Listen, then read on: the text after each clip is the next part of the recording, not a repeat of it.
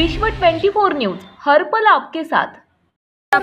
शिमाजी महेश मेटकरी त्यांनी लय माझ्या अति त्रास द्यायला लागला मला। मी तर एकटी राहते, रात्री पात्री दुनियाचे दगडे मारलाय। 6 तारखेला माझ्या घरावर दगडे टाकला। मी जाऊन कंप्लेंट दिले तरी लवकर दखल घ्यायला तयार नाही। पोलीस म्हणतात तुम्ही जावा जावा, आम्ही दखल घेतो, पण दखल घ्यायला तयारच नाही आमची।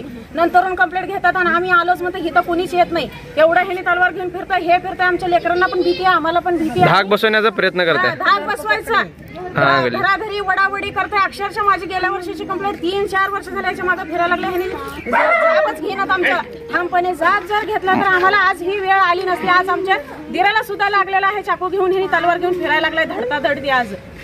जर असं काय झालं, आमच्या छोट्या छोट्या लेकरांना शाळेत जायची भीती, काय झालं तर जबाबदार कोण? आम्हाला एवढंच पाहिजे, जबाबदार कोण ह्याला? आम्ही आज एवढे का म्हणून एवढा आम्ही त्रास सहन करतो तरी कुणी आमची दखल घेईना।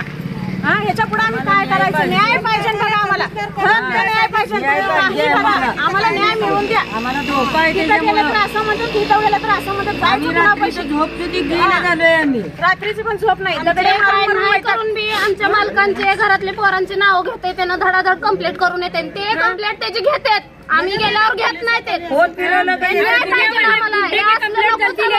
पब्लिक की कंप्लेंट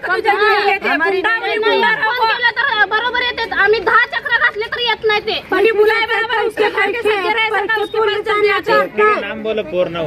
अजय गवळी यांनी आम्हाला छेडछाड केलेला आहे।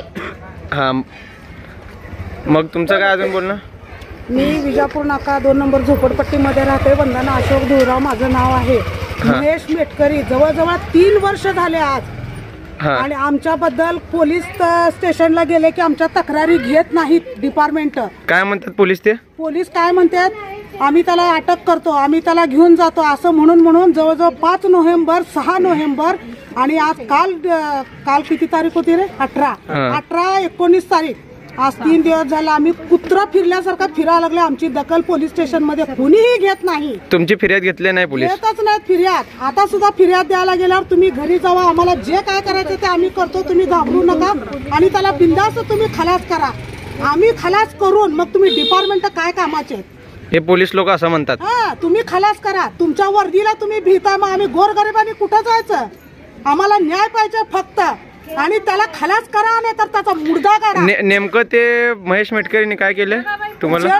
लहान लहान मुलांना रस्त्यावर भाजी आणायला चालले होते।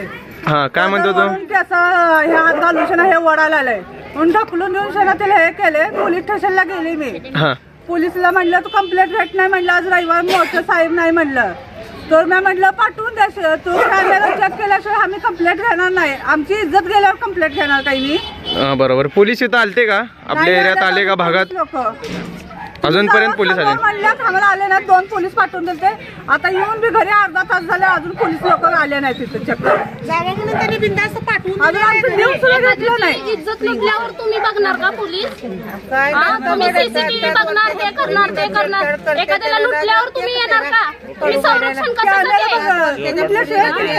झोपडपट्टीमध्ये का कॅमेरा असतात का?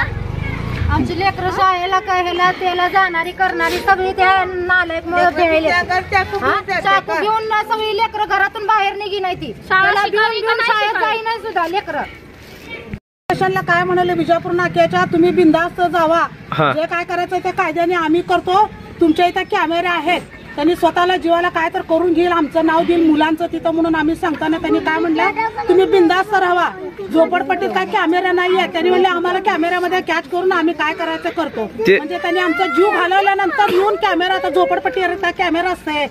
बरोबर। 12 बजे स्कूल को छोड़ने को गई थी बच्चे को, 12 बजे छोड़ने को दरवाजे में ठहर को गंदे गंदे गाले दे को, हाथ को पकड़ को खींच रहा। मेरे दोनों बच्चे भी साक्षी को बोल के मारा इधर।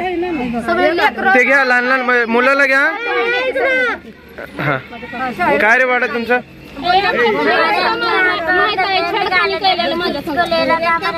कोण?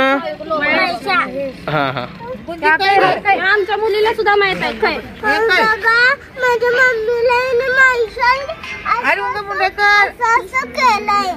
बरोबर, ठीक। मेटकरी का कसं तुमको बोलो बोला। झाडू मारत होतो तर त्यांनी त्याच्या घरात आम्हाला टुकून बघत होते, डोळे फाडून। कसा बोलावर कसा बोलावर काही ना? ते काय सांगितलं तुम्हाला? इकडे ये करते कसं? माझ्या बहिणीला बोलत होता इकडे म्हणून। बरं, ठीक। राज्यातील महत्त्वाच्या आणि आपल्या भागातील ताज्या बातम्या पाहण्यासाठी आजच आमच्या विश्व 24 न्यूज चॅनलला यूट्यूबवर सबस्क्राईब करा आणि बेल आयकॉन प्रेस करा.